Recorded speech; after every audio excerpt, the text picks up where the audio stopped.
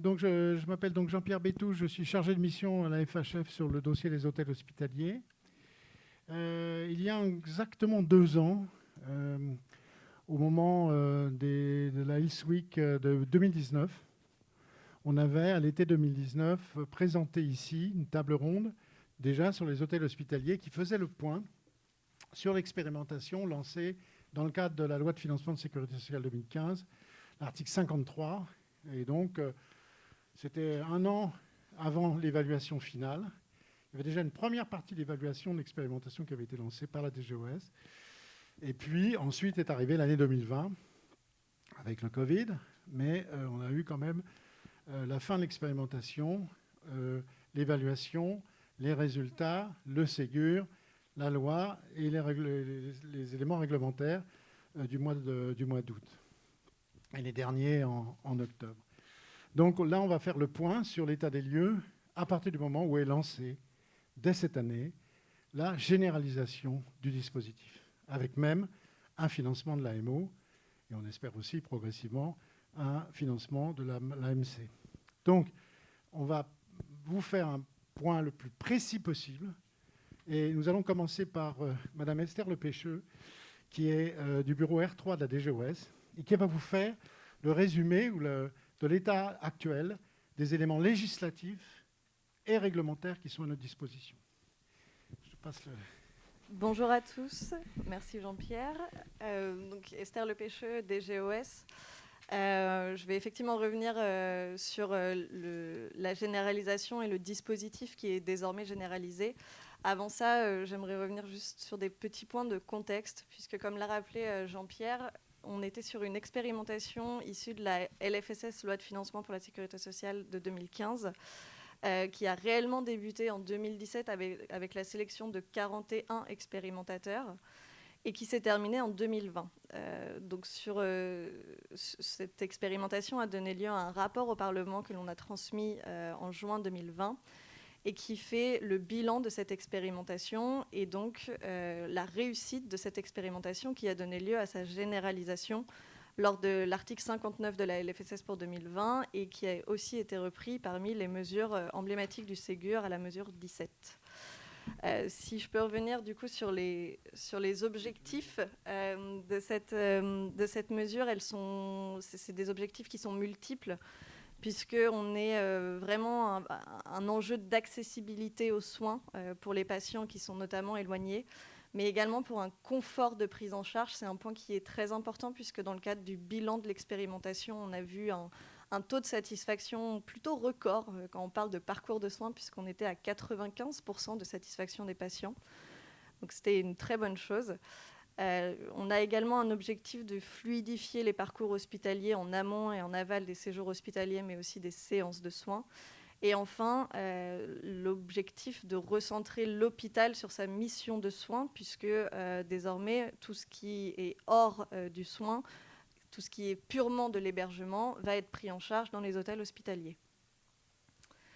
Donc on en arrive effectivement à la généralisation qui est désormais opérationnelle, qui a été intégrée donc, dans le dispositif législatif de la loi de financement pour la sécurité sociale de 2021 et qui a été déclinée donc, cet été avec le décret qui met en œuvre la prestation d'hébergement temporaire non médicalisé, l'arrêté qui fixe les conditions d'accès au financement et un second arrêté, un petit peu plus récent, du 8 octobre, qui précise les critères d'éligibilité à l'hébergement temporaire non médicalisé. Sur la définition du modèle, qui a été généralisé. Donc on est vraiment sur un développement de la prestation qui peut être fait en interne de l'établissement de santé dans des locaux dédiés ou en externe avec notamment un partenaire, puisqu'il est possible de conventionner avec un tiers pour mettre en place cette mesure au sein des établissements de santé. On est vraiment sur un dispositif qui est facile à prendre en main par les établissements, puisqu'on est sur une simple déclaration de l'activité auprès de l'Agence régionale de santé dans le mois qui précède son ouverture au public. Alors ça, c'est une nouveauté depuis la généralisation qui n'existait pas dans l'expérimentation, mais qui se veut, par sa nature temporaire, puisqu'on est sur un hébergement temporaire en lien avec une séance de soins ou un séjour hospitalier, Et donc, on a une limitation de durée. On en a 2 limitations de durée avec des exceptions. La première, c'est qu'on a un maximum de 3 nuitées consécutives sans intervention de l'établissement de santé, c'est-à-dire qu'il faut pouvoir justifier de garder le patient à proximité de l'établissement de santé. Et donc, on ne peut pas dépasser ces 3 nuitées consécutives sans que l'établissement de santé fasse un acte ou une prestation avec le patient. Deuxième limitation de durée, on a un total de 21 nuitées. C'est encadré dans 21 nuitées d'hébergement temporaire non médicalisé. À cette limitation de durée, il y a 2 exceptions. Pour les HTNM, les hôtels hospitaliers en lien avec les séances de soins, il n'y a pas de cette limitation de durée à 21 nuits. Et également pour les patients qui sont transférés d'outre-mer à métropole, mais aussi d'outre-mer à outre-mer, il n'y a pas de limitation totale de nuitées à 21 nuits. Ces deux exceptions s'expliquent puisque sur ces 2 prises en charge, on est vraiment sur des séances de soins qui peuvent s'étaler sur de longues semaines, ou également pour les patients qui sont transférés, on est forcément sur des prises en charge qui sont plus longues. Donc du coup, on n'a pas cette limitation de nuitées à 21 nuits. Donc l'ouverture du dispositif se fait sur prescription médicale. C'est un point qui est important puisqu'on a une obligation d'information auprès des patients. Et c'est le médecin de l'établissement de santé qui va prescrire cette prestation d'hébergement temporaire non médicalisé après évaluation des critères d'éligibilité des patients. Cette appréciation médicale se base notamment sur l'autonomie du patient, puisque du coup, on va déplacer le patient dans un endroit où il n'y a pas de surveillance continue. Ça, c'est un point important, puisque du coup, c'est un hébergement qui est non médicalisé de par sa nature. Donc, il faut une certaine autonomie du patient. Si cette autonomie du patient ne peut pas être acquérie par lui-même, l'autonomie peut être réévaluée au regard d'une possibilité d'accompagnement, puisque les hébergements temporaires non médicalisés peuvent être... L'hébergement du patient peut être partagé avec un accompagnant ou 2 s'il est mineur.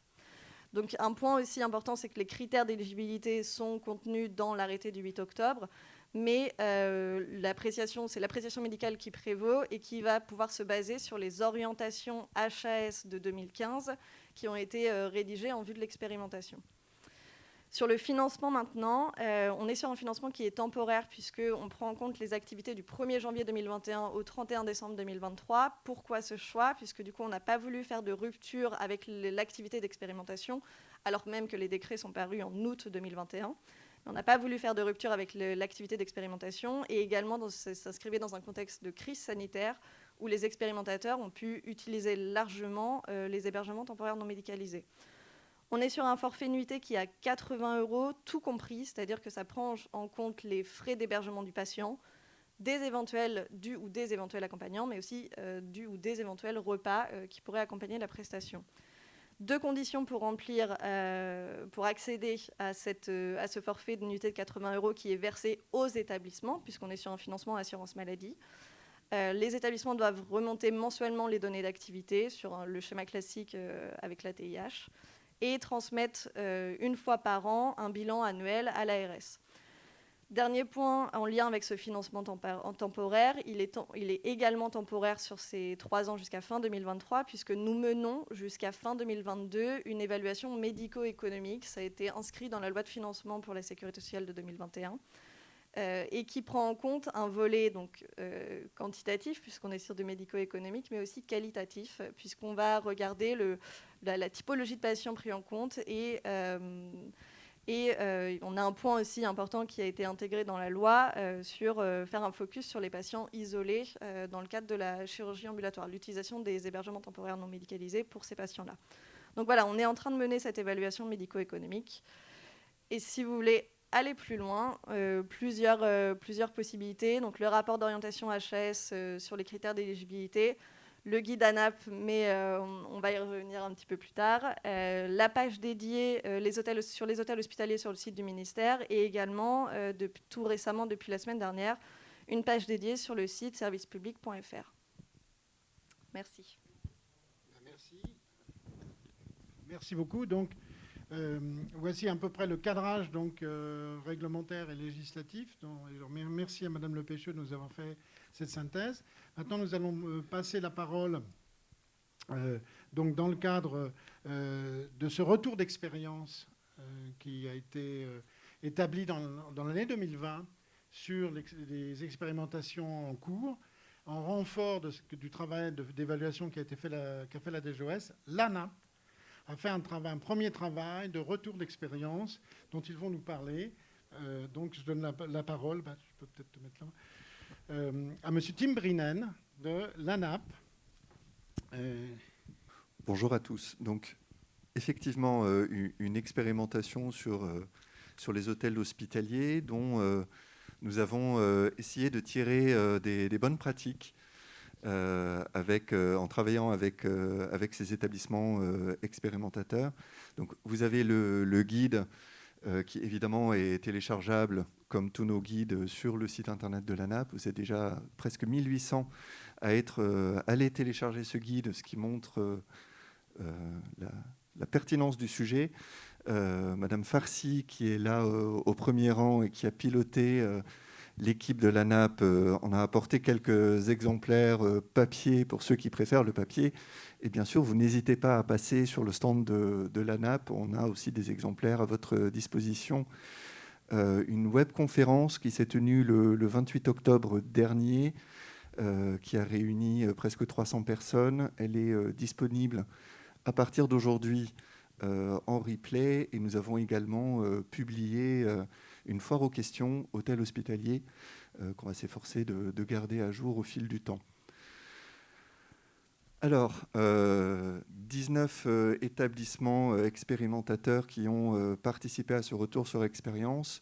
Vous voyez sur la partie droite de l'écran la répartition des différents services. Vous voyez que c'était assez équilibré entre des activités de médecine, des activités plus interventionnelles comme la chirurgie et l'obstétrique, de l'adulte, des activités pédiatriques. Donc voilà, un spectre d'activités qui était assez représentatif de nos activités MCO et SSR, puisqu'il y avait un service SSR qui a participé aussi à ce retour sur expérience.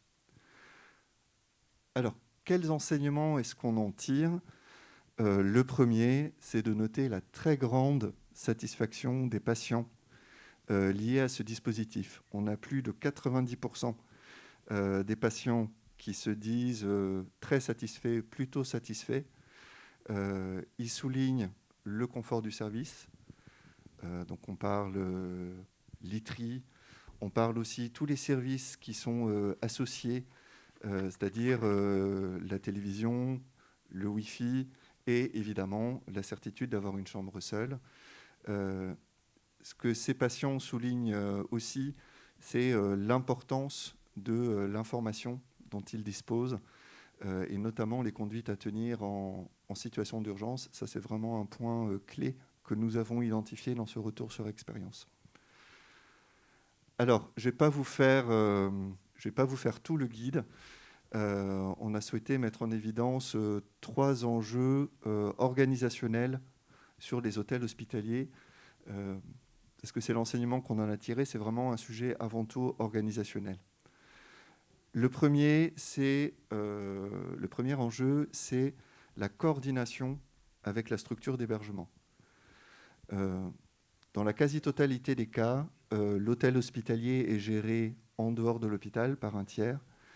Et donc, comment est-ce qu'on assure la coordination avec ce tiers ?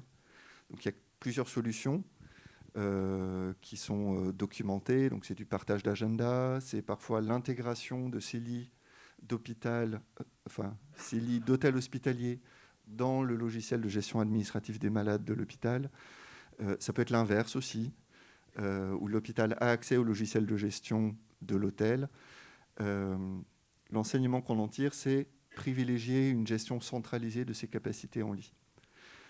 Le deuxième gros point de vigilance sur cette coordination avec la structure d'hébergement, c'est de veiller aux horaires. C'est d'essayer de travailler sur un alignement entre la structure hôtelière et l'hôpital.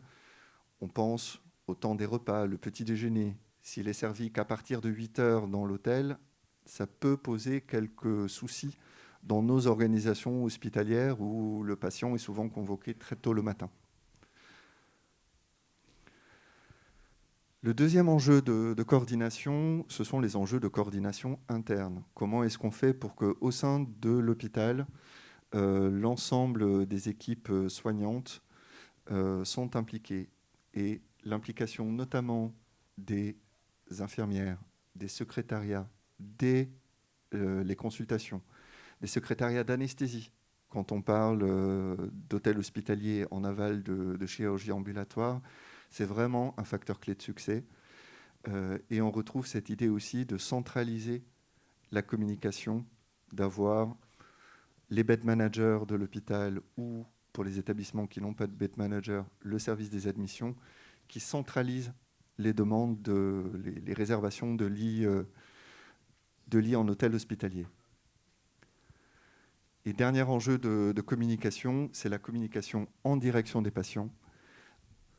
Donc faire largement connaître l'existence de ce dispositif. Alors ça passe par les choses assez classiques que sont le livret d'accueil, le site internet. Faisons défiler dans nos salles d'attente, qui sont largement équipées maintenant d'écrans, des informations sur l'existence de ce dispositif. On peut utiliser les réseaux sociaux, la presse locale. Et pour les patients qui sont éligibles à l'hôtel hospitalier, il y a un vrai enjeu d'information sur la conduite à tenir en cas d'urgence ou tout simplement de douleur, et les modalités de réhospitalisation qui sont en place. Alors j'ai insisté sur ces trois enjeux de coordination. Par-delà les sujets organisationnels de coordination, on va mener de nouveaux travaux donc qui vont sortir dans les mois qui viennent. Hein. Donc restez en veille sur le site de l'ANAP. Le premier sujet, c'est comment est-ce qu'on construit son business plan hôtel hospitalier. Et puis aussi, on souhaite éclairer les différentes options immobilières qui existent. Est-ce que je le fais moi-même? Est-ce que je le confie à quelqu'un d'autre? Est-ce qu'on le fait dans les locaux de l'hôpital? Est-ce qu'on le fait à côté? Il y a différentes options possibles. Et donc, on souhaite produire des outils pour vous aider à arbitrer sur ces options. Bien, merci. Merci beaucoup. Donc, avoir un projet d'hôtel hospitalier, donc c'est possible, c'est réglementairement possible, c'est possible avec une organisation adéquate. Maintenant, pourquoi faire?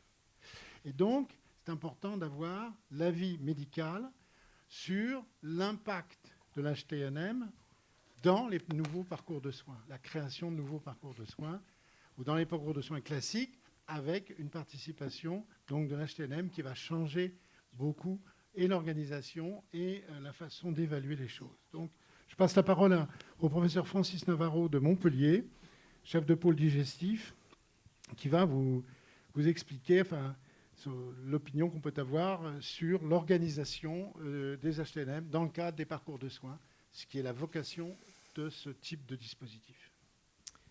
Merci Jean-Pierre, merci à toute l'Assemblée. Alors c'est une vision qui est celle que nous portons depuis quelques années maintenant avec Jean-Pierre et d'autres sur ce que peuvent prétendre la communauté des soignants, je l'appellerai ainsi, qu'il s'agisse des médecins, des infirmières et autres. Et dès lors que nous avons entendu évoquer le projet d'hôtel hospitalier, on a longuement réfléchi sur les parcours de soins et c'est ce que je souhaiterais vous présenter sur nos priorités. Voilà, donc un petit rappel juste, mais avec un petit sourire, si je puis dire, c'est que il était temps qu'on se mette à l'hôtel hospitalier ou à l'hébergement temporaire non médicalisé. Je passerai sur toutes les organisations qui existent aux États-Unis, en Australie, en Allemagne. Mais je pense que notre organisation et le décret nous rapprochent fortement de la Suède, de la Norvège et le Danemark. Alors, j'ai remis la phrase qui était évoquée par Aurélie Serrano ici, libérer des lits conventionnés et l'optimisation des plateaux techniques dans un mémoire. Mais la notion de non-médicalisation. Donc, pas de soins, mais la présence d'infirmières en cas d'urgence. Et on est très proche de ce que nous avons du projet. Alors, les enjeux pour les patients et les équipes soignantes actuellement, et donc d'actualité, bon, on a la pandémie du Covid, mais l'événement majeur aujourd'hui, vous en avez connaissance, c'est la pénurie de certains professionnels de santé, des structures hospitalières qui sont pour certaines inadaptées et vieillissantes, pour lesquelles il y a peut-être des enjeux économiques autres que celui de l'hôtel hospitalier, les difficultés médico-économiques aussi de certains établissements de soins, et des parcours de soins qui sont standardisés malgré les efforts à la fois de l'administration mais des équipes soignantes pour essayer de changer un petit peu, je dirais, ces parcours de soins. Mais la réticence majeure est celle des équipes soignantes au bouleversement des habitudes. C'est culturel, c'est que les chefs de service ou les responsables de pôle ou autres ont encore la culture du nombre de lits, de l'espace service et autres, et donc on va devoir être en rupture avec cette vision culturelle du passé et repenser un peu l'organisation. Alors, les nouveaux parcours de soins. La grande question, c'est est-ce qu'on adapte nos parcours de soins actuels? Est-ce qu'on réinvente des parcours de soins? Y en a-t-il qui sont prioritaires? Et en fait, au fur et à mesure, et ces dernières années, en travaillant avec des équipes médicales, on s'est rendu compte que l'intégralité des spécialités pouvait incorporer l'HTNM. Il y a toujours une pathologie ou un parcours de soins, que ce soit en cardiologie, en chirurgie, où il y avait un intérêt à y instaurer l'HTNM. Donc, tout cela est possible, mais cela n'est possible que par la réflexion commune entre la direction d'un établissement et l'équipe des soignants. Et ce binôme est essentiel à la mise en place d'une telle structure. Donc les conditions au succès, c'est cette conviction du binôme, comme je l'évoquais, c'est l'initiation du projet d'HTNM doit faire partie du projet médical d'un établissement. C'est extrêmement important d'inclure ce mode d'hébergement comme un outil essentiel pour les filières et les parcours de soins. Donc, je reviens dessus sur la nécessité de convaincre les équipes soignantes et l'intérêt de l'HTNM. Et je m'adresse donc à tous les directeurs d'établissement ou les responsables d'établissements de soins. Il y a un réel travail de communication à faire avec vos équipes médicales pour leur expliquer l'intérêt de cet hébergement qu'on peut inscrire dans tous les parcours. Et ensuite, la réussite ne viendra que par l'implication des équipes soignantes. Vous pouvez évoquer de mettre un hôtel hospitalier, je vais vous en donner aussi des exemples, mais si l'équipe soignante ne construit pas son propre parcours de soins en fonction des spécialités, ça ne sera pas le succès escompté et qui a mérité, je dirais, ce décret aujourd'hui. Donc c'est important qu'il y ait une implication. Tout en conservant la notion du patient qui est au centre du dispositif. Donc l'HTNM, c'est intégrer l'établissement. La DGOS, je crois, l'avait évoqué. C'est un pseudopode d'expansion. C'est vraiment intégré à l'établissement de soins. L'hôtel hospitalier fait partie de l'établissement de soins, qu'il soit dans l'établissement de soins ou juxtamuros, c'est un outil qui appartient à l'établissement de soins. Avec des modalités exigeantes d'intégration au parcours de soins, et ce qui est très important, parce que ce n'est pas du qualitatif hôtelier, je vais insister là-dessus, c'est que le patient ne doit pas avoir l'impression d'une rupture de la continuité des soins, et surtout, comme vous le disiez tout à l'heure, pour la NAP qui fait son livret, c'est quelle modalité de sécurisation va mettre en place l'établissement de soins pour ces patients, et comment le médecin va être sécurisé en prescrivant une nuitée à un hôtel hospitalier. Et vous verrez que dans les prescriptions, il y a le niveau de sévérité des pathologies qui doit être pris en compte. Donc convaincre les équipes médicales que l'HTNM est une hospitalisation, est une modalité qualitative. Donc ce n'est pas de l'hôtellerie standard. On ne nous convaincra pas, nous, les médecins, les équipes soignantes, de mettre nos patients et de mixer, je dirais, nos patients avec l'hôtel lambda qui reçoit des touristes et autres. C'est un message fort, mais je vous assure que si on veut un succès clinique de l'hôtel hospitalier, il faut professionnaliser cet aspect-là. C'est intégré à l'établissement de soins. C'est une gestion professionnalisée, mais c'est une sécurisation aussi du parcours de soins. Car on ne parle pas, si on fait du J0, il n'y a pas encore le risque majeur. Mais si on fait du post-opératoire, si on fait de la surveillance d'un acte, d'un protocole de chimiothérapie et autres, le risque reste important. Alors vous allez me dire, il est important aussi à domicile, mais l'intérêt de l'hôtel hospitalier, c'est que le patient quitte l'établissement de soins plus précocement, dans une structure qui soit qualitative et donc sécurisée. C'est très très important. Donc l'hôtel hospitalier doit être exclusif pour les patients et pour les accompagnants, exclusif vis-à-vis d'une équipe soignante et d'un établissement de soins. Donc quels parcours de soins sont intégrés? Ils y sont tous. L'HTNM trouve sa place dans tous les parcours de soins et vous allez en prendre connaissance tout à l'heure. Donc le groupe qui réfléchissons depuis quelques années, avons évoqué un trépied et nous le porterons auprès de la NAP qui a maintenant ce travail important de concrétisation des critères qualitatifs.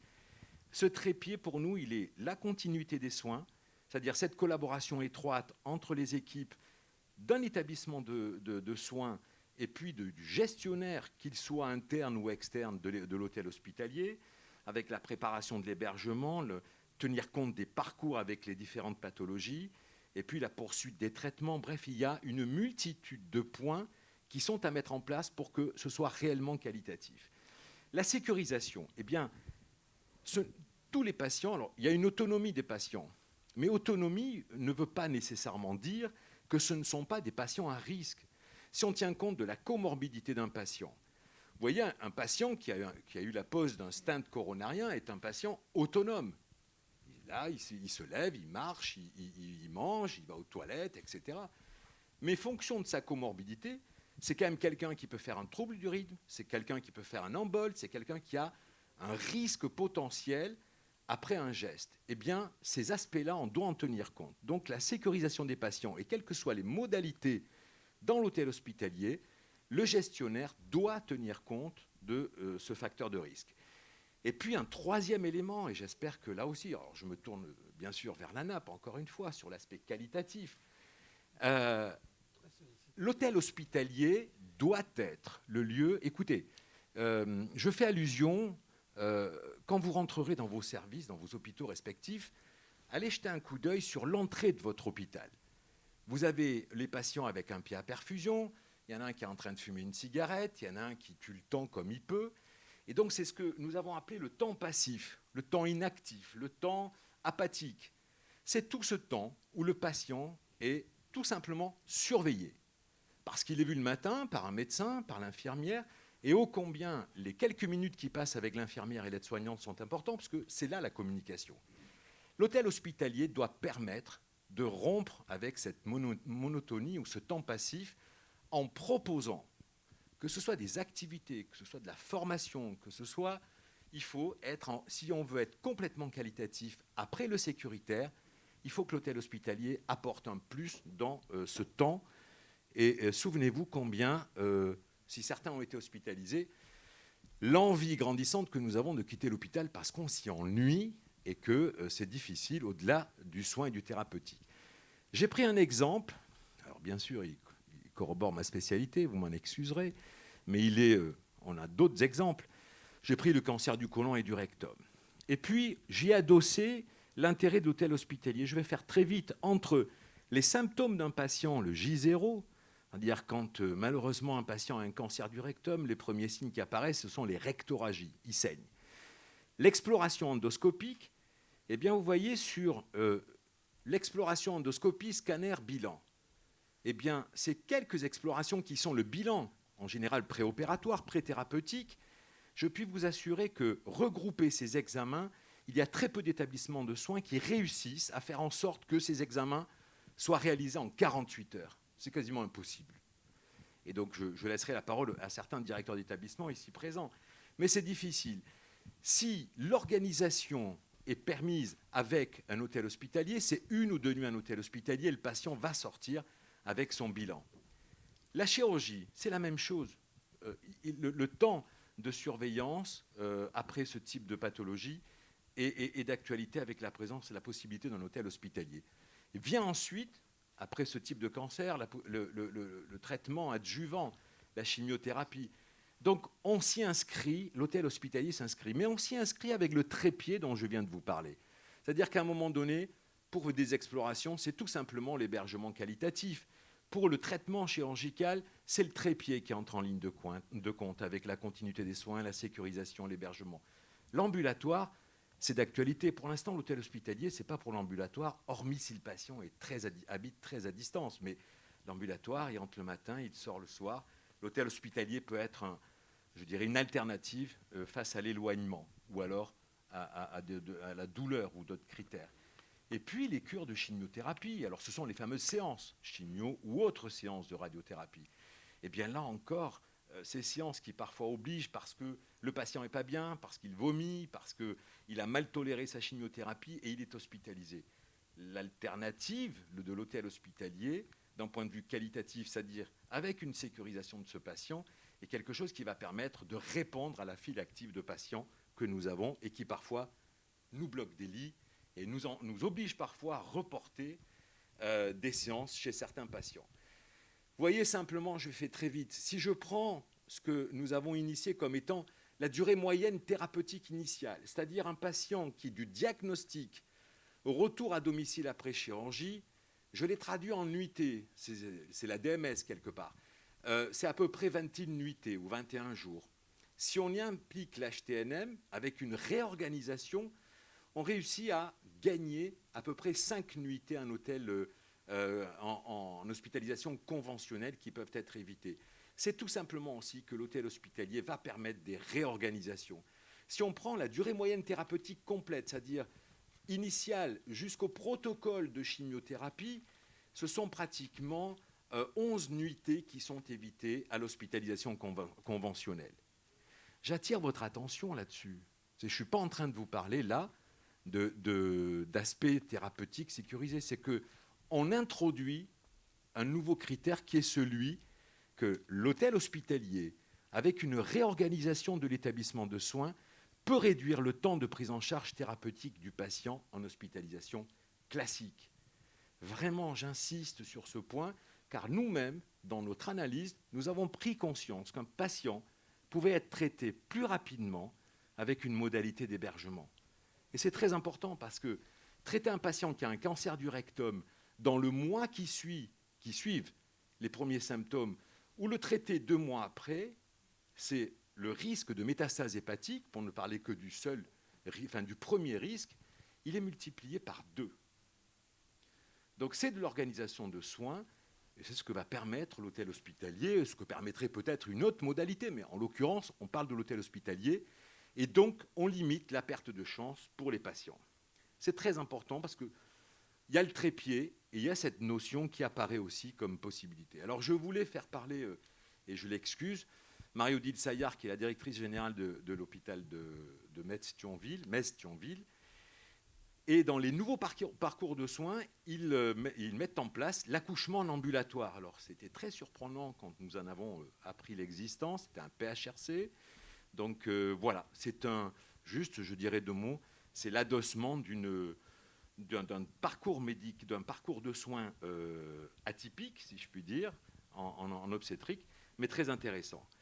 Vient, et donc je vais laisser la parole, avant de conclure, à M. Rodolphe Bourret, pour nous parler des parcours de soins du centre hospitalier de Valenciennes. Alors, ce que je veux peut-être me faire l'écho sur la scène, d'accord. Voilà, c'est mieux. Ce que je veux me faire peut-être l'écho, c'est comment nous, au niveau du centre hospitalier de Valenciennes, on a abordé le sujet, comment on a pris la décision d'aller vers l'hôtel hospitalier et comment, in fine, on en est actuellement. Donc, quand a été émis l'appel à manifestation d'intérêt en 2017, le centre hospitalier de Valenciennes a vu naturellement, je dirais, un intérêt à s'inscrire dans l'appel à manifestation d'intérêt.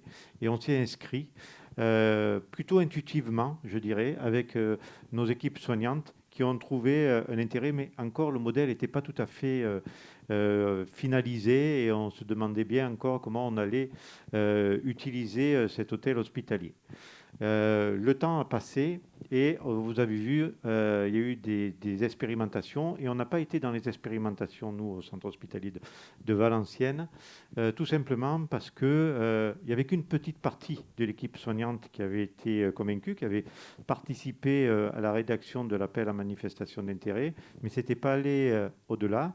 Et finalement, notre projet médical, projet soignant, comme il a été mentionné, et qui est la pierre angulaire d'un projet d'hôtel hospitalier n'était pas encore mûre. Il n'y avait pas cette culture d'hôtel hospitalier, pas cette culture de projet soignant en aval d'un vrai projet de soins.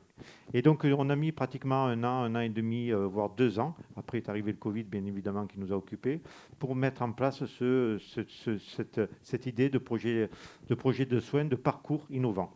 Et en fait, notre parcours maintenant est réfléchi avec l'ensemble de nos soignants, et ça a mûri, et nos soignants sont convaincus qu'il faut inclure dans un parcours de soins le parcours qui est un parcours en aval ou en amont, ça dépend, en fonction de la prise en charge. Actuellement, au niveau du centre hospitalier de Valenciennes, on a lancé un appel à manifestation d'intérêt. On a fixé à peu près notre modèle. On est persuadé également que ça s'applique à toutes les disciplines, donc médecine, chirurgie, obstétrique.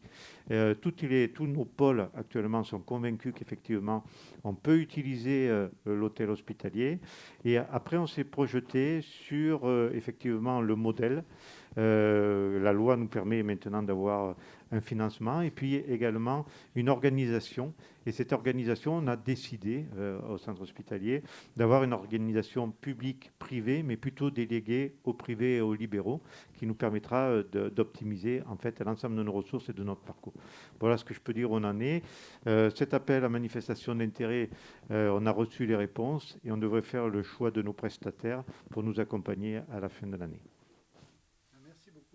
Merci beaucoup. Attention, il y a une marche. Donc, voilà. Donc, l'utilisation des... Je conclue. Oui, tu n'as pas conclu. Oui, vas-y. Merci Jean-Pierre. Non. Donc, les nombreux parcours de soins, le cahier des charges, je ne vais pas revenir sur l'intérêt des équipes soignantes.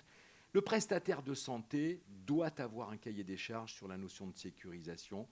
On a travaillé avec certains, avec un qui est Clem, mais c'est très important que le prestataire soit convaincu que la sécurisation des patients qui fera le succès auprès des médecins.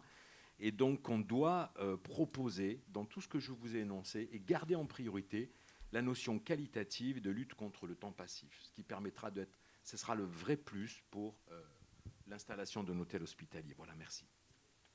Merci Francis, excuse-moi, j'ai un peu loupé ta conclusion. Donc, le point important, c'est donc que l'hôtel hospitalier est une alternative à l'hospitalisation conventionnelle et au retour au domicile, dans un certain nombre de circonstances, et correspondant à un parcours spécifique organisé par les équipes soignantes.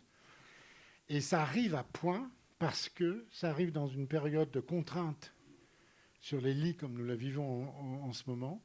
Et donc là, on a un moyen de pouvoir mieux gérer les files actives de patients, d'avoir de la fluidité dans les parcours, ce qui pour l'instant nous est un peu difficile. Donc ça arrive au bon moment. Donc là, je vais maintenant, on a vu l'intérêt pour les médecins, les équipes soignantes, l'organisation de nouveaux parcours de soins. Et nous allons voir maintenant l'intérêt un peu médico-économique. Quelle est l'utilité aussi pour nos financeurs dans les hôpitaux? Il n'y a pas que la partie médicale, mais celle-ci aussi est importante. Il faut en tenir compte, en tout cas, dans les restructurations. Et donc, voici. Donc là, c'est une petite erreur. Mais c'est, une petite erreur. Je ne vais pas vous reparler des textes réglementaires. C'est Mme Serrano qui va vous présenter. Bonjour. Donc, Mme Serrano est directrice adjointe au centre hospitalier d'Apt. Et elle va nous exposer son évaluation médico-économique sur certains GHS, et vous allez voir que c'est particulièrement intéressant. Voilà, donc bonjour à tous. Effectivement, l'évaluation médico-économique, puisqu'on a vu très largement tous les bienfaits de l'hôtel hospitalier dans le parcours du patient, mais on sait que les hôpitaux sont d'autant plus enclins à mettre en place ce type de parcours que les intérêts économiques sont forts. Donc c'est de cet aspect-là dont je vais vous parler. Donc, tout d'abord, très globalement, les différents gisements d'économie. Je vous ferai un petit focus sur un GHS particulier pour qu'on voit véritablement, c'est une étude microéconomique, mais les coûts sur un coût complet, voir les économies qu'on peut faire. Ensuite, on verra très rapidement les gains en fonction des différents modes de gestion. Tout d'abord, donc les différentes sources de gains qu'on peut avoir en installant un parcours en hôtel hospitalier. Tout simplement, on substitue déjà un hébergement médicalisé par un hébergement donc médicalisé. Donc, quand on connaît le coût d'une nuit à l'hôpital qui est entre 500 et 2000 euros, c'est une grosse fourchette, mais c'est très dépendant des hôpitaux, versus le coût d'une nuit à l'hôtel qui est environ entre 60 et 150 euros. On voit déjà le gain que l'on peut faire. Deuxième point, c'est évidemment la baisse de la DMS. Quand on introduit, on l'a vu tout à l'heure avec l'exemple que nous a présenté le professeur Navarro. Alors avec donc une baisse, qui dit baisse de la DMS dit hausse du nombre de séjours forcément et de l'activité, puisqu'on libère des lits, donc il y a plus de turnover, donc plus d'activité, ou alors une diminution du besoin en lits. J'en viens justement à mes avantages, aux avantages que l'on peut avoir à moyen terme, puisque si on a une baisse du besoin en lit, on peut tout à fait envisager, non pas forcément fermer des lits, mais en tout cas réaffecter des moyens vers d'autres unités ou encore investir sur des équipements ou sur le plateau technique, etc., etc. Donc des gains qui sont relativement larges relativement large. Exemple, donc là, un exemple un peu plus précis, c'est l'exemple sur un GHS. GHS, donc c'est le GHS, intervention majeure sur intestin grêle et le côlon de niveau 1. Donc en conventionnel, la durée moyenne de séjour de ce GHS, c'est de 5,6 jours en hospitalisation conventionnelle. Donc si on prend le parcours conventionnel, vous le voyez, on a J-1 l'entrée, J0 l'intervention chirurgicale et puis 4 jours d'hospitalisation conventionnelle. C'est le parcours conventionnel. Quand vous introduisez le parcours avec un hôtel hospitalier, vous avez J-1, l'accueil à l'hôtel hospitalier. À J0, donc l'accueil se fait directement en service de chirurgie avec intervention. Ensuite, on a évidemment qu'il faut envisager avec ce parcours de patient l'application des techniques de l'ARAC. Puis le patient retourne à l'hôtel hospitalier pour 3 jours. Évidemment, il faut on l'a dit tout à l'heure largement, mais que la douleur soit contrôlée. Et puis on a de simples contrôles techniques et biologiques une fois par jour sur le plateau technique et avant de rentrer à domicile. Donc vous le voyez, on passe d'une durée de séjour de 6 jours en hospitalisation conventionnelle à 2 jours d'hospitalisation conventionnelle et 4 jours d'HTNM. Donc un gain relatif. Donc ça, c'était pour vous illustrer le parcours avec l'introduction d'un hôtel hospitalier. Et là, plus précisément, donc toujours sur le même parcours, les gains qu'on pouvait espérer. Donc le coût complet de ce séjour, donc intervention je l'ai plus en tête, sur l'intestin grêle et le côlon. Donc en coût complet, ce séjour coûte 5 922 €.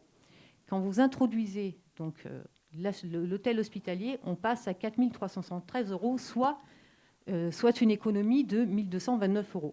Donc l'essentiel de ces économies se font non pas sur tous les postes, bien évidemment, puisque certaines charges sont tout à fait incompressibles, notamment celles qui sont liées à l'intervention, celles qui sont liées aux médicaments, au temps médical, etc.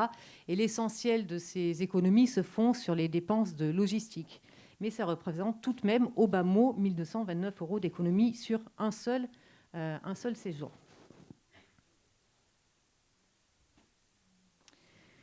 Ensuite, toujours sur les gains, qu'on peut envisager, on l'a dit, la gestion de l'hôtel hospitalier peut être internalisée ou déléguée.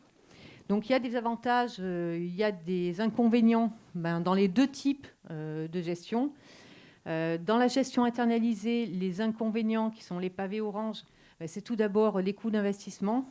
Quand investissement il doit y avoir, effectivement, ça a toujours été le cas, mais pas pour tous les établissements, mais souvent, les établissements n'ont pas la capacité financière pour investir dans leur patrimoine ou réhabiliter complètement ou faire de la rénovation. Et un hôtel hospitalier, ça peut représenter des coûts importants. Autre inconvénient, c'est le risque d'exploitation qui est complètement porté par l'établissement en cas de gestion internalisée. C'est-à-dire que si vous construisez votre business plan en espérant un taux d'occupation de votre hôtel hospitalier de 90% et qu'au final vous êtes à 50%, ça peut poser, ça peut poser des soucis. Avantage, c'est que le coût de gestion de votre hôtel hospitalier, dans la mesure où c'est vous, hôpital, qui le gérez, est maîtrisé. Il n'y a pas de coût d'exploitation supplémentaire. En gestion déléguée, alors c'est la contrepartie. Hein. On a un risque d'exploitation qui est externalisé, donc qui est supporté par le prestataire qui assurera le service.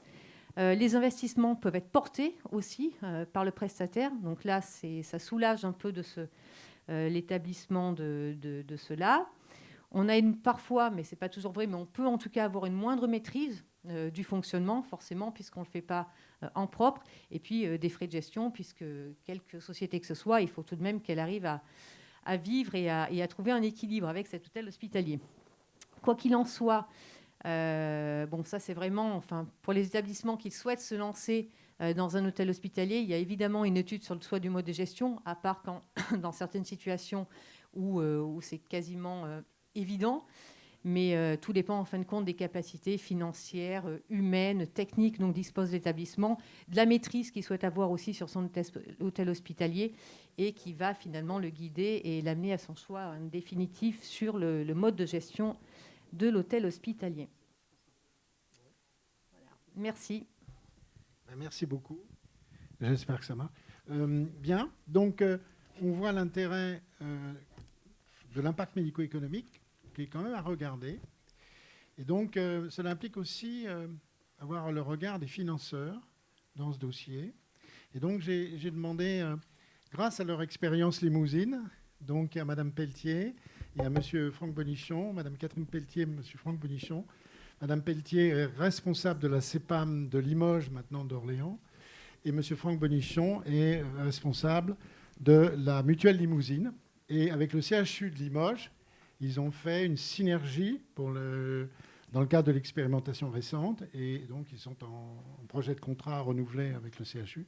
Et donc, ils vont vous expliquer ce qu'ils ont réalisé, ce qui prouve qu'on peut obtenir des synergies des financeurs dans ce dispositif.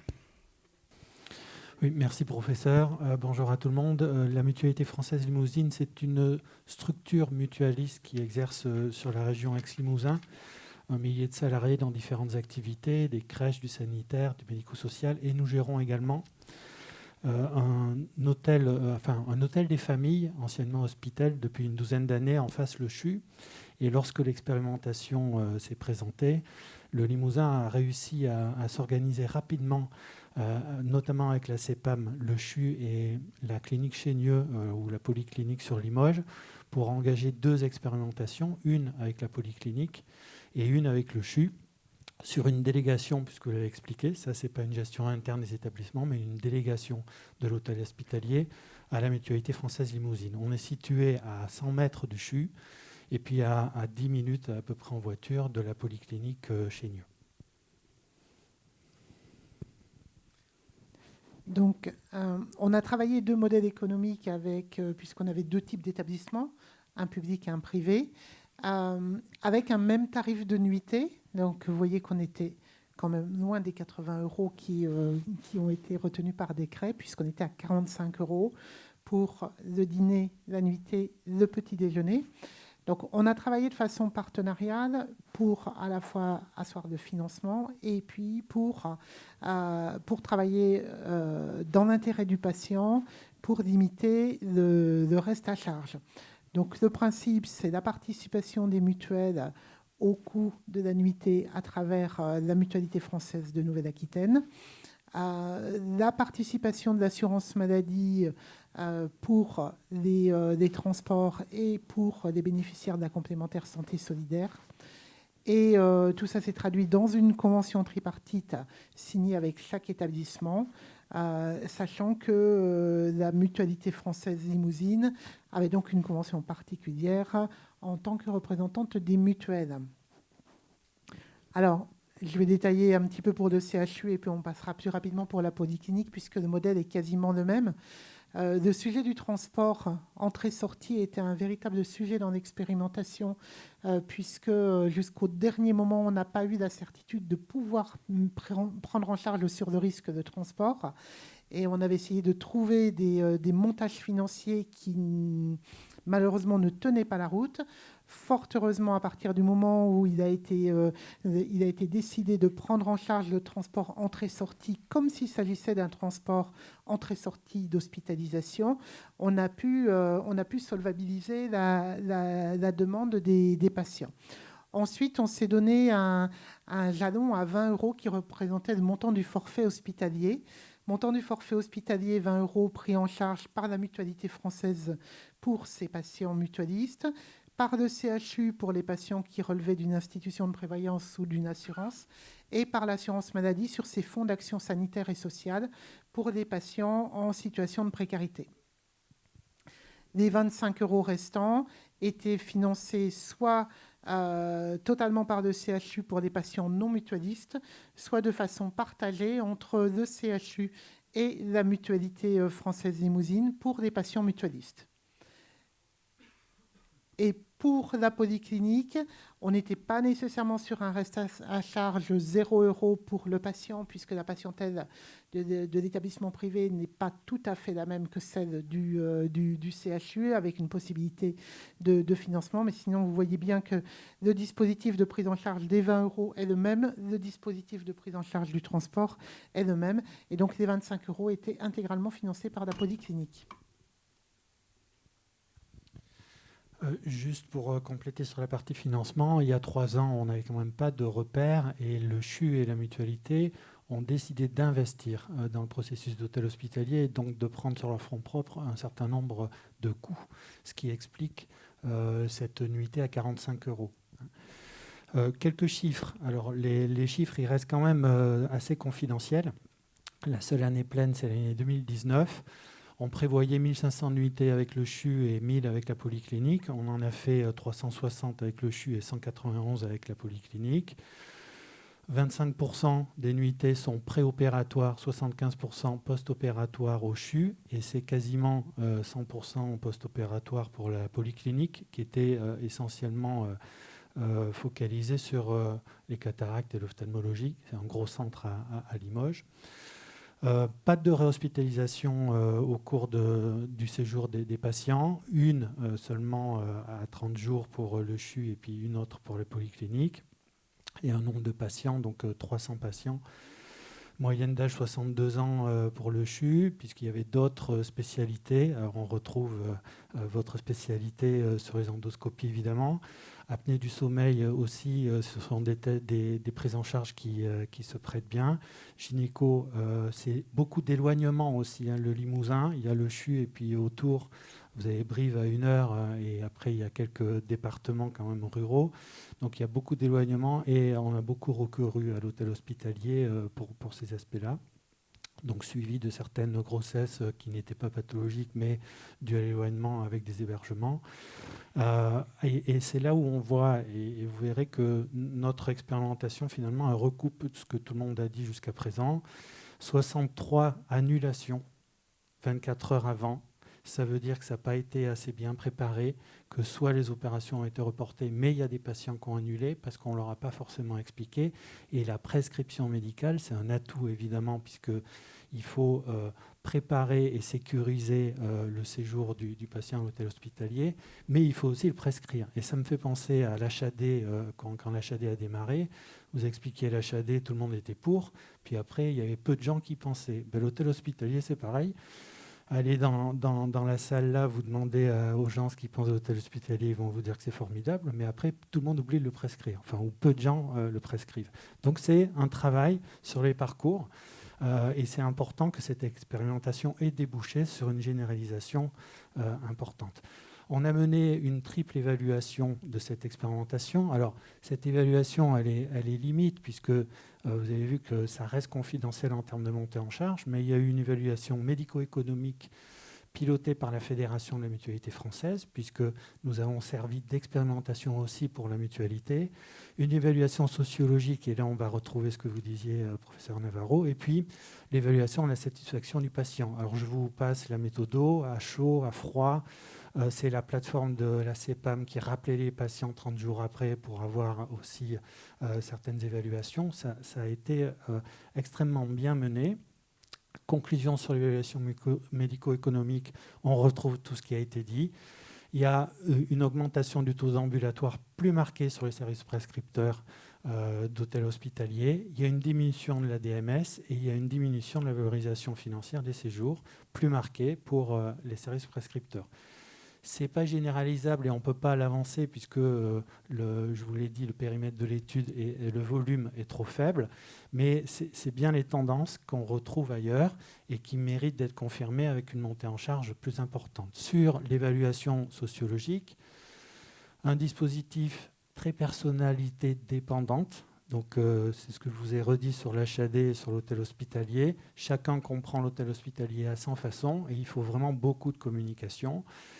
Et puis on s'est aperçu au final que notre grand absent, parce qu'on le faisait pour lui, mais on a oublié de le mettre au cœur quand même du processus, c'était le patient. Et les recommandations vont recouper tout ce qui a été dit, c'est faire des patients les vecteurs du dispositif et remettre en place nos modes de communication auprès de lui, donc les affiches, les films, etc. Identifier une personne ressource dédiée au déploiement du dispositif, c'est extrêmement important pour qu'il puisse expliquer aux différents services de l'établissement comment le mettre en œuvre, comment le faire. Donc là, le CHU a désigné le directeur des parcours et c'est vraiment important puisqu'on vient de franchir une étape en faisant ça. Favoriser l'accès aux compétences techniques, et là on rejoint ce que disait la NAP, il faut que les gens soient formés, il faut qu'ils sachent comment réserver une chambre, il faut qu'ils puissent expliquer aux patients comment on fait. Les horaires, c'est extrêmement important, vous l'avez dit. Donc on retrouve ce que vous avez dit, il faut former les gens à ça. Et puis, il faut renforcer la communication sur l'intérêt de la prise en charge pour le patient et que c'est bien un parcours. On a démarré l'expérience en pensant que c'était un substitut à l'hospitalisation complète. Ce n'est pas un substitut, c'est un nouveau parcours, une nouvelle forme de prise en charge. Et c'est le grand enseignement de cette expérimentation. Oui, juste pour compléter ce qui vient d'être dit, l'évaluation que nous faisions également sur la satisfaction à chaud, alors il y avait une satisfaction à chaud dans l'établissement, une satisfaction à froid réalisée par l'assurance maladie, elle montrait la grande satisfaction des personnes qui en avaient bénéficié. Ce qui était intéressant également dans les opérations de phoning que nous avons réalisées à la CEPAM, c'est que nous avons également appelé les patients qui ont refusé l'HTNM. Et en fait, on recoupe ce qui a été dit précédemment.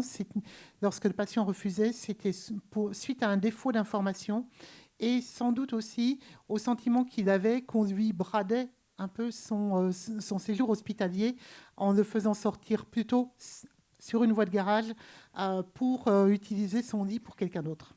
Voilà, donc ça, on converge là encore sur l'importance qu'il y a à faire de l'HTNM un élément de parcours du patient et non pas une sortie spécifique de l'hospitalisation.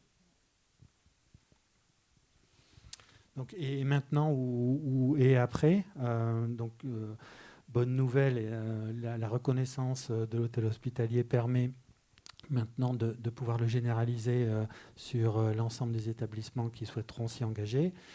Et reste à expérimenter encore les modes de financement.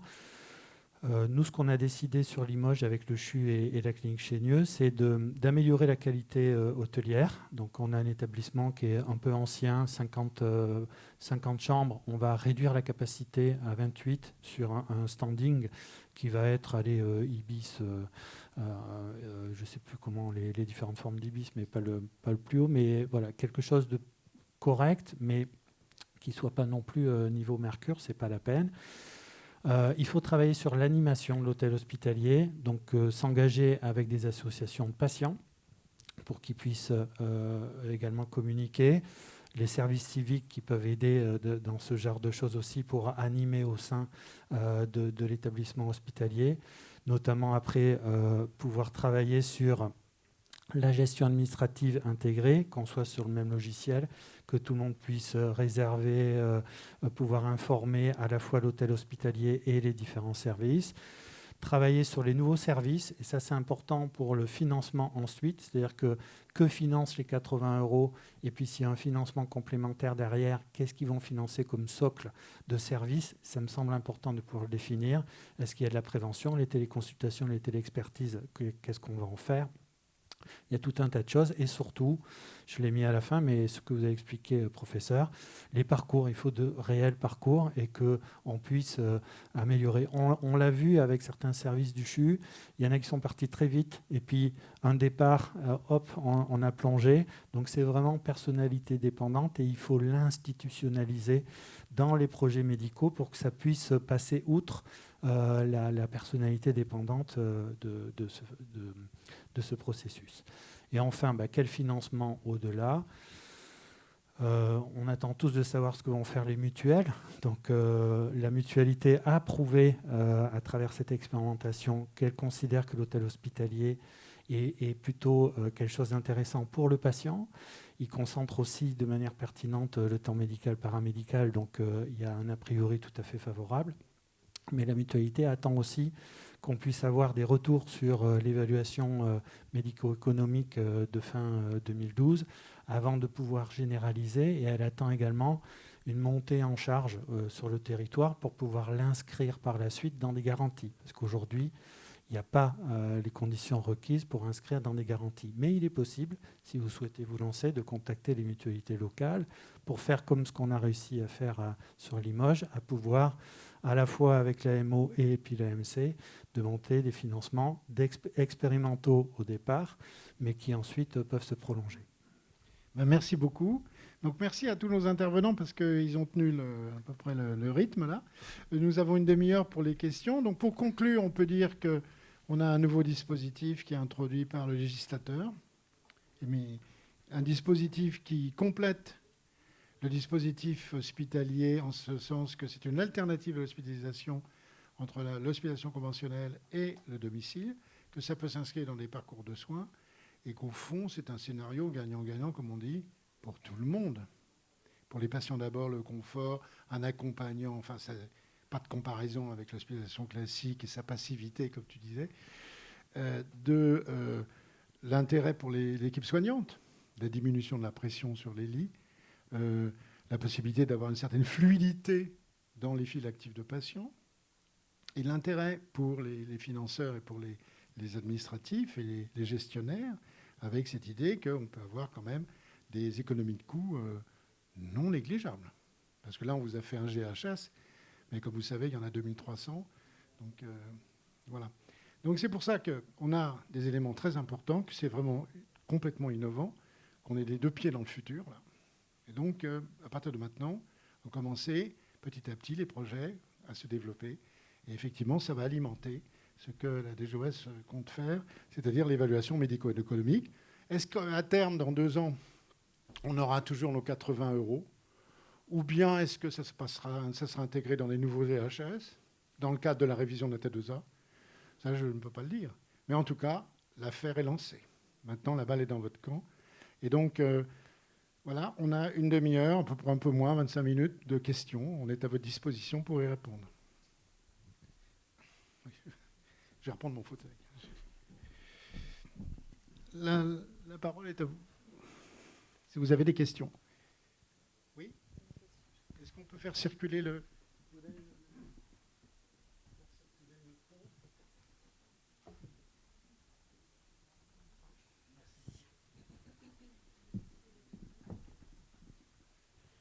Bonjour, pour le grand hôpital de l'Est francilien. Donc 2 petites questions. Merci d'abord pour cette jolie présentation très exhaustive et très intéressante et qui appelle à mon niveau 2 questions. La première, on a bien compris que le rôle des mutuelles était essentiel dans le financement de cette possibilité d'hébergement intégré dans le parcours de soins. Donc je voulais savoir si la Mutuelle nationale des hospitaliers, qui est notre mutuelle des hôpitaux, travaillait avec la FHF pour ces financements.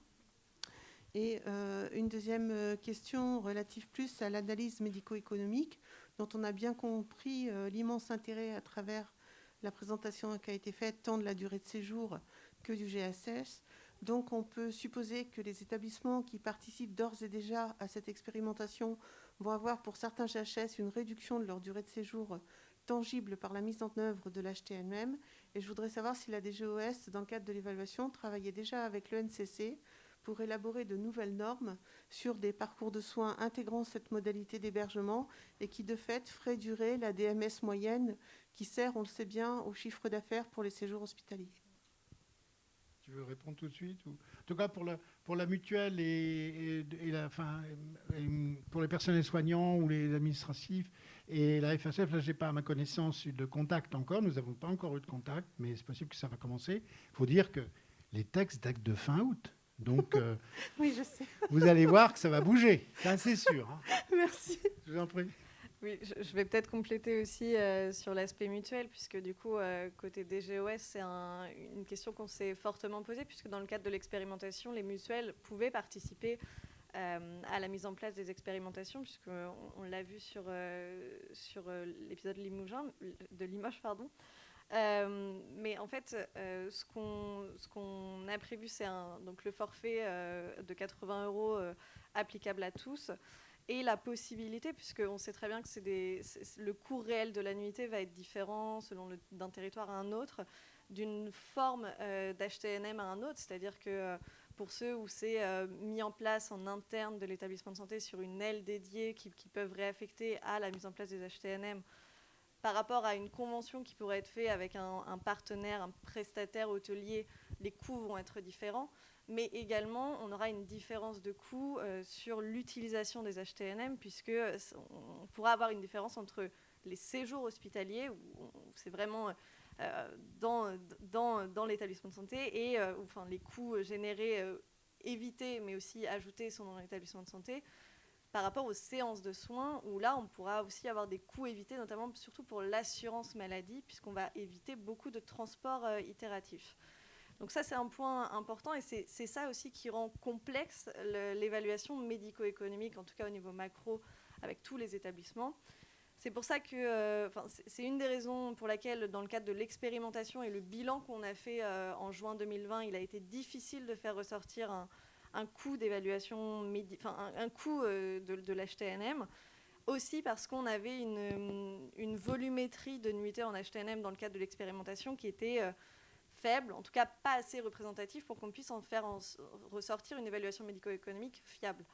Donc c'est tout ça qui a conduit à ce qu'on mette en place un forfait à 80 € et avec toujours cette possibilité pour les mutuelles de prendre en charge le coût réel de la nuitée qui serait supérieur à 80 €.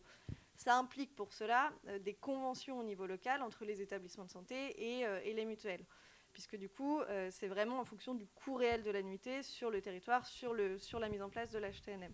Donc pour ça, on a, de notre côté des GOS, eu des échanges multiples à l'égard des mutuelles pour valoriser cette activité, et parce que du coup, notre objectif aujourd'hui, c'est d'avoir une vraie expansion de l'activité, puisque c'est dans le cadre de notre évaluation médico-économique qu'on a déjà commencé.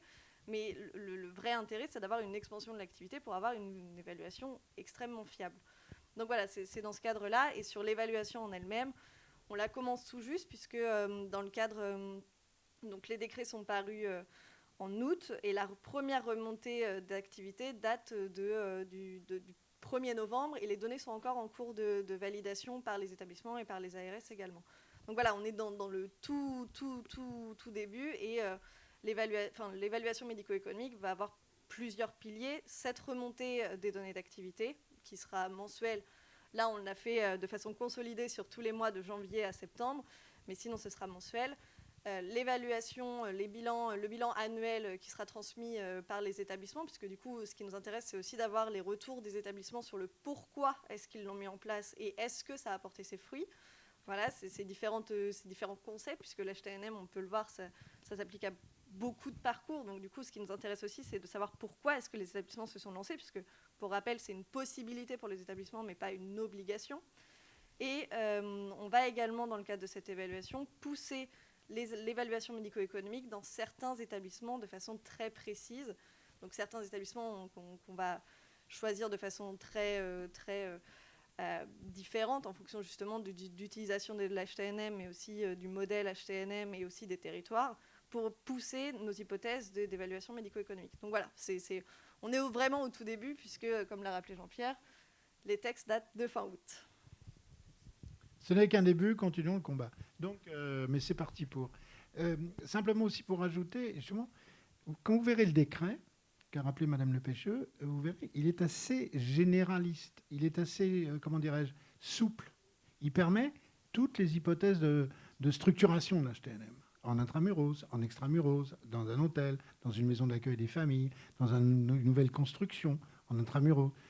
Alors évidemment, à terme, tout va se regrouper vers l'hôpital parce qu'on sait très bien qu'il y a la facilité des choses. C'est sûr que moi, par exemple, vous voyez, je vais commencer mon expérimentation, enfin, cette expérience à l'Hôtel-Dieu autrefois. On avait un hôtel hospitalier dans l'Hôtel-Dieu même, au 6e étage. Les lits d'hospitalisation conventionnelle étaient au second et au rez-de-chaussée, il y avait le bloc opératoire. Donc évidemment, quand vous avez tout ça sous la main, une personne qui a un cancer du sein, que vous opérez d'une mastectomie, au lieu de dormir à l'hôpital le soir, elle va être avec son accompagnant ou son accompagnante dans l'hôtel, et ça change la vie. Ça change la vie.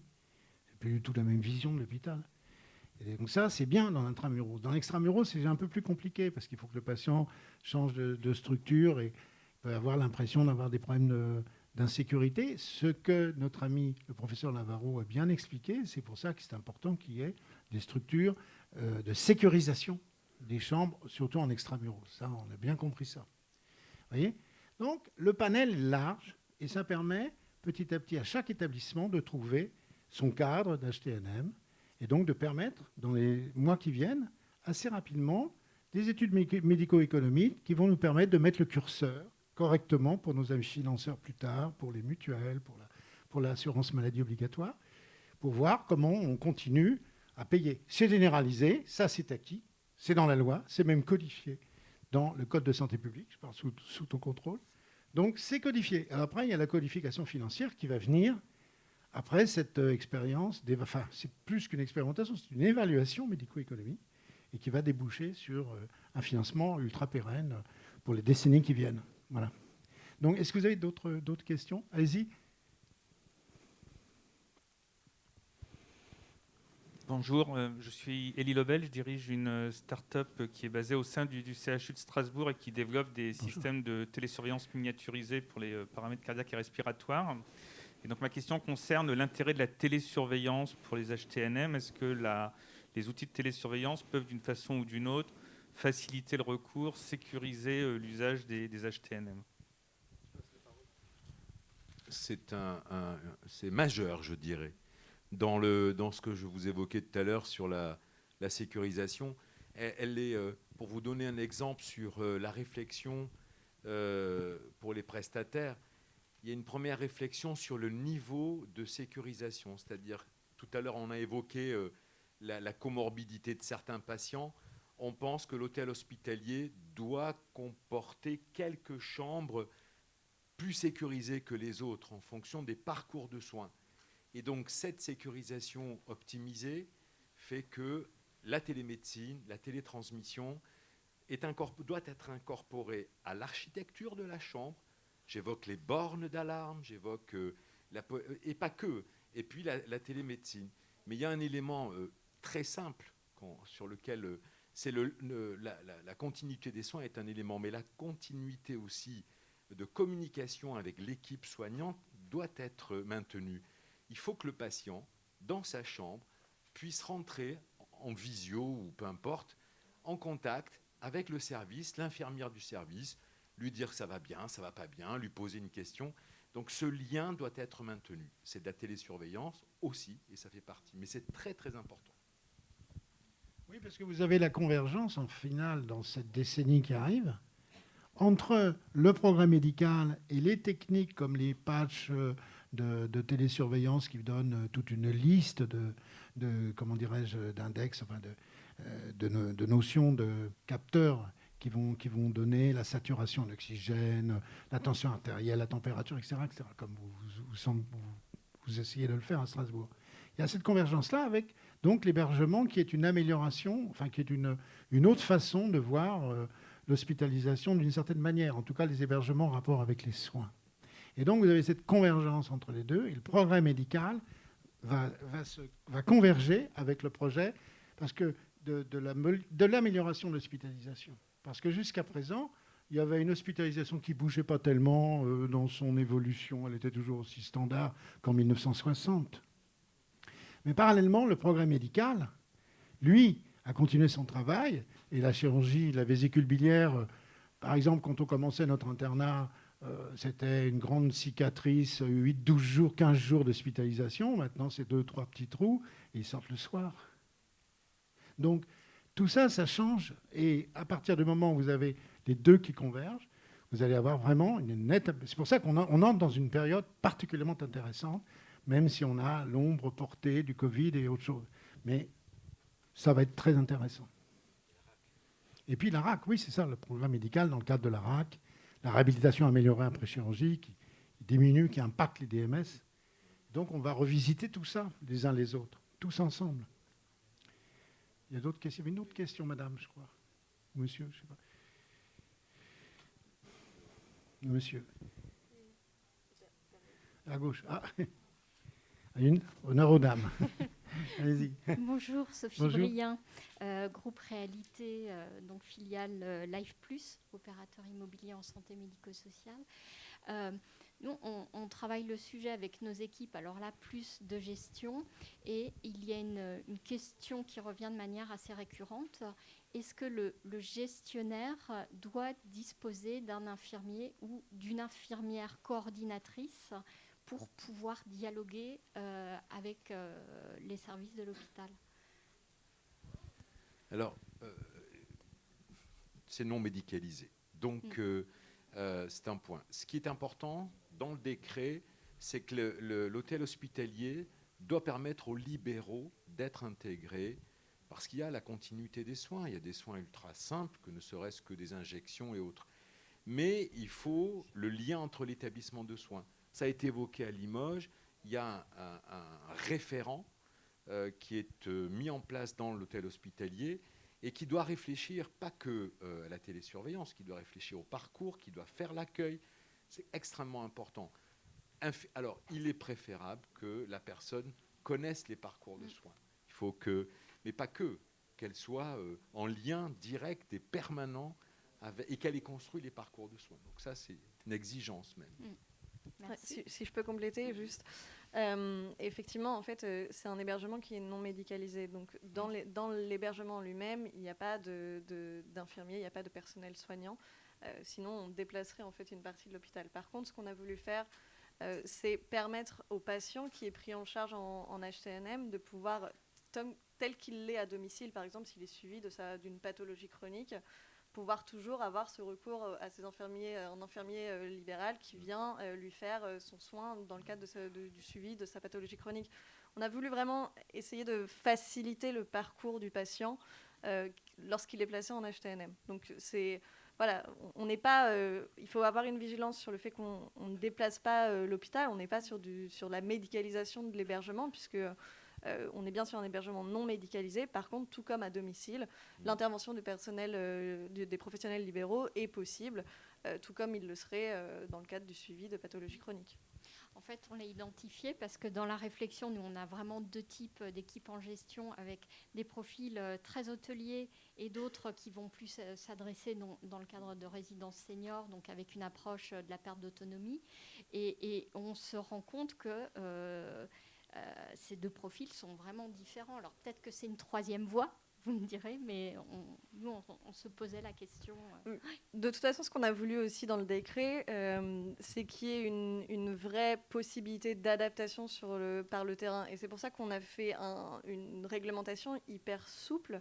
On n'a pas créé de cahier des charges à l'HTNM, tel qu'il peut exister sur d'autres types d'hébergements, notamment les maisons d'accueil hospitalières, là où il y a un cahier des charges très précis qui indique ce que doit être la maison d'accueil hospitalière. Dans le cadre de l'HTNM, on n'a pas ça. On est vraiment sur une souplesse d'application et qui est ressortie dans le cadre des expérimentations, puisque on a vu que les expérimentateurs s'en sont saisis, mais pour différentes raisons et différents types d'applications. Et c'est ça qu'on a voulu conserver, puisque du coup, on a vu que ça fonctionnait au niveau du terrain et que du coup, les patients étaient contents, l'équipe soignante était contente lorsqu'ils ont réussi à s'emparer du sujet. C'est une vraie problématique, et d'ailleurs qui a été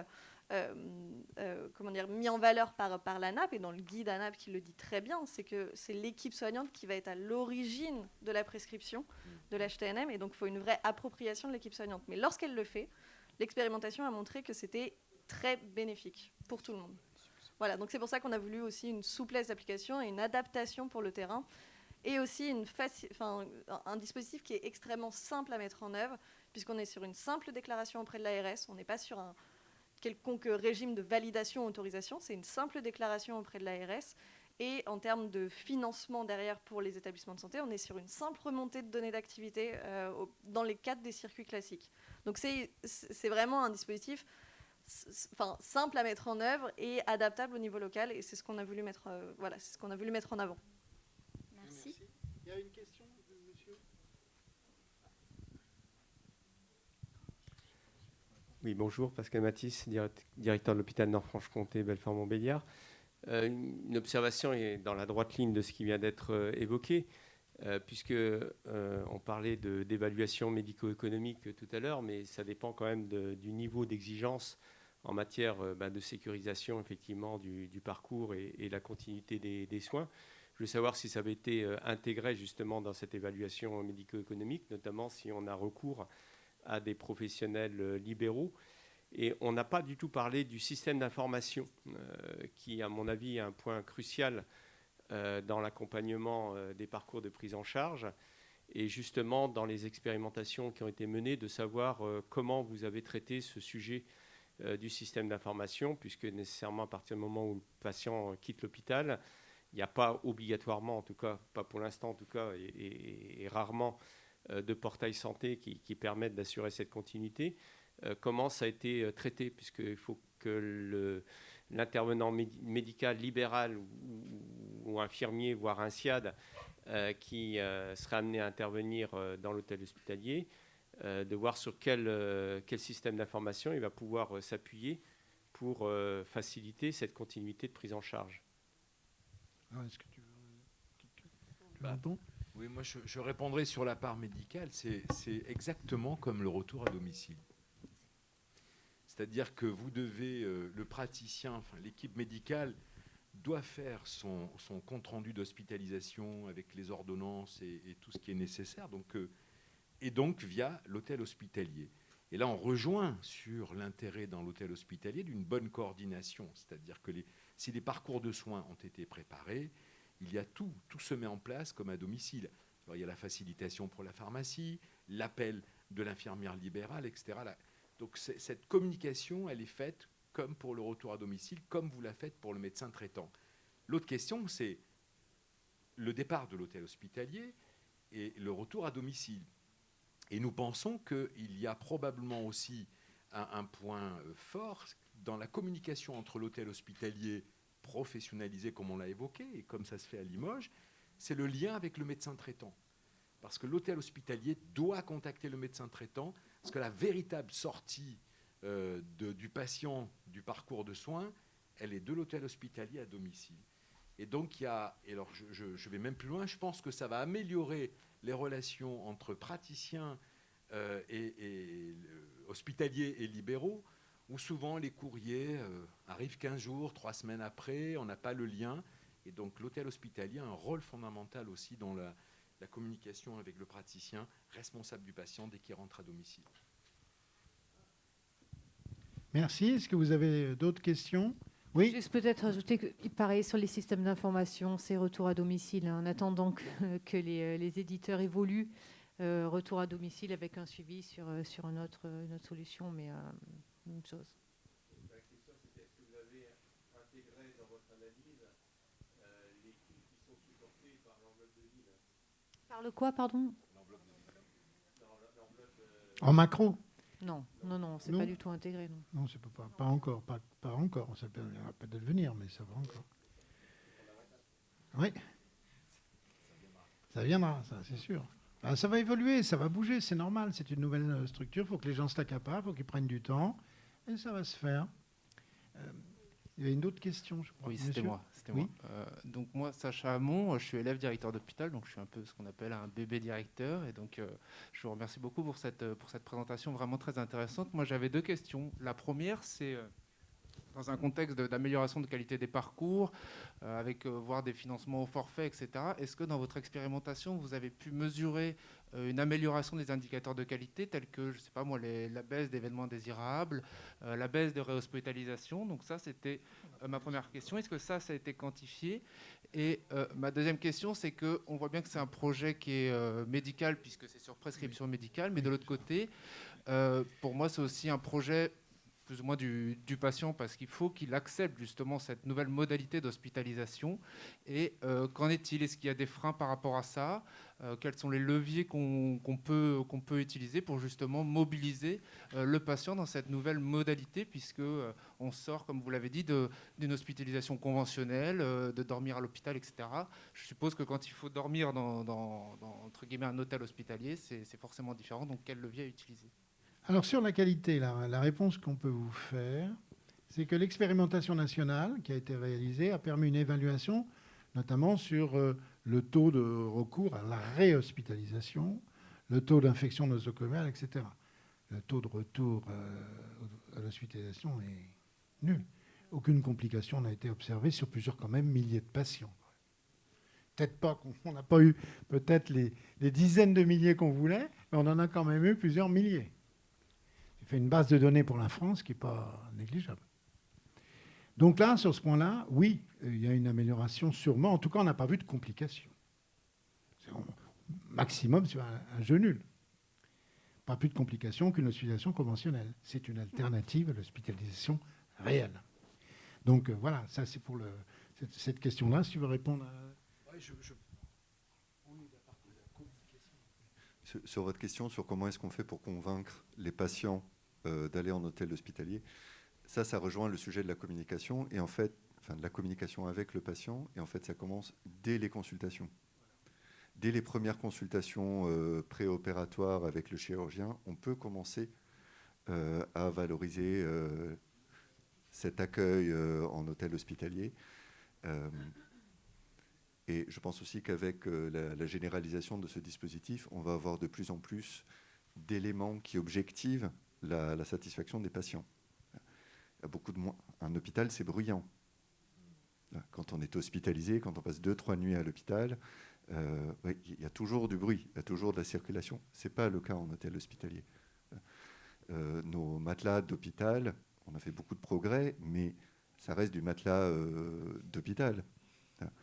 Ce n'est pas du matelas hôtelier.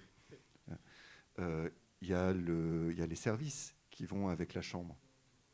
Aujourd'hui, vous essayez d'avoir le Wi-Fi dans votre chambre à l'hôpital, ça reste la croix et la bannière. Dans beaucoup d'endroits, il faut faire la queue aux admissions. Ce n'est pas les admissions, c'est un prestataire externe. Nos futurs directeurs vont améliorer ça. C'est sûr. Et donc, tous ces éléments d'amélioration du confort, sous réserve que les éléments de sécurisation soient réunis, on va progressivement engranger l'adhésion des patients sur ce sujet-là. Merci. Une autre question? Une question au fond.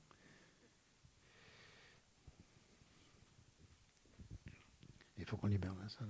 Bonjour, Maud Saporta du Cézanne.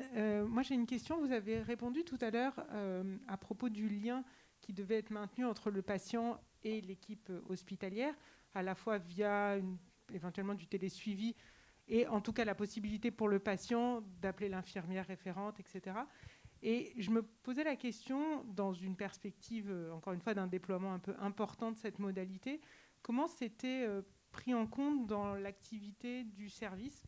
Parce que, évidemment, on l'a vu sur d'autres modalités de télésuivi, par exemple, tant que c'est quelques patients en télésuivi, l'infirmière, elle peut faire ça en plus de son travail, elle peut répondre au téléphone, etc. Mais évidemment, dans une perspective de plus grande ampleur, ça fait partie d'une nouvelle modalité d'exercice à l'hôpital qui va mobiliser des besoins. Donc, voilà. Oui, alors je rejoins tout à fait cette question et cette problématique, parce que l'hôtel hospitalier, si on veut le garder si on veut conserver ce lien avec les équipes soignantes, que ce soit les infirmières ou le prescripteur, donc je pense que dans cette communication qu'on évoquait tout à l'heure, très qualitative, il faudra mettre en place les outils dans le service et auprès des équipes médicales. Et je pense que c'est un élément dont doit tenir compte le prescripteur. C'est-à-dire que la responsabilité, notre responsabilité de praticien, elle ne s'arrête pas à la porte de l'hôpital. Vous savez qu'elle va jusqu'au domicile. Si on maintient un lien, il faut être en capacité de répondre à ce lien. Alors c'est plus facile dans les CHU ou autres, mais dans nos services secteur public, on a des internes, on a des assistants, des chefs de clinique, et la culture doit être aussi partagée avec les équipes médicales et paramédicales, et notamment les infirmières et les cadres. Donc c'est nouveau, oui, il faudra... Et peut-être aussi que, comme vous en êtes à parler d'une évaluation médico-économique, certes, la nuit à l'hôtel hospitalier coûte moins cher pour tout un tas de raisons, dont le fait qu'il n'y a pas de personnel soignant et médical autour, mais il y a quand même une petite part de cet encadrement médical et soignant qui reste à l'hôpital et qui est pas très visible au premier abord, mais qui probablement est quand même très réel. Il faut peut-être pas complètement gommer de l'évaluation. Et pour aller dans votre sens, il ne faut pas oublier, par exemple, dès maintenant, ce qui se fait en chirurgie ambulatoire, ou lorsque vous avez des patients qui sortent, dans un certain nombre de cas, lorsqu'il y a surtout pour une chirurgie un peu lourde, eh bien vous avez des suivis post-opératoires à domicile avec des plateformes intermédiaires, ou bien même des services qui s'organisent d'ores et déjà en 2021 pour avoir, si vous voulez, des contacts avec le patient avec des systèmes alertes. Donc, si vous voulez, ça existe déjà. Ça doit être amélioré. On doit aller vers plus d'évolution vers des nouveaux mécanismes, des nouveaux outils, comme par exemple, monsieur nous disait tout à l'heure, pour la télésurveillance, il peut y avoir évidemment des nouveaux patchs. Il y a des améliorations considérables qui vont arriver maintenant. Et donc, si vous voulez, on n'a pas trop de soucis à se faire pour l'avenir là-dessus. Je crois qu'on peut le dire. Bon, écoutez, il est un peu plus de 4 heures. Il y a une dernière question. D'accord, allez-y. Dernière question, parce qu'on doit rendre la salle. Anne Degrès, je travaille au sein du groupe Pasteur Mutualité. Une question, vous avez mis en évidence que les hôtels hospitaliers provoquaient une grande satisfaction des patients. Qu'en est-il pour les professionnels de santé? Est-ce qu'il y a eu des mesures là-dessus en termes d'arrêt de travail, d'amélioration de l'absentéisme, des choses comme ça? Je me posais cette question-là. Je parle sous votre contrôle, mais je ne pense pas qu'on ait eu trop de remontées négatives de ce côté-là, en tout cas. Mais il faut dire et convenir qu'il s'agissait d'une expérimentation, dont ça touchait qu'une partie relativement marginale de l'activité. Maintenant, on va rentrer dans le vif avec une activité qui va se développer. Donc, il faudra être vigilant à tous ces aspects-là, y compris celui que vous soulignez. Ben, écoutez, je vous remercie tous. Tu voulais dire quelque chose? Et puis, non, merci.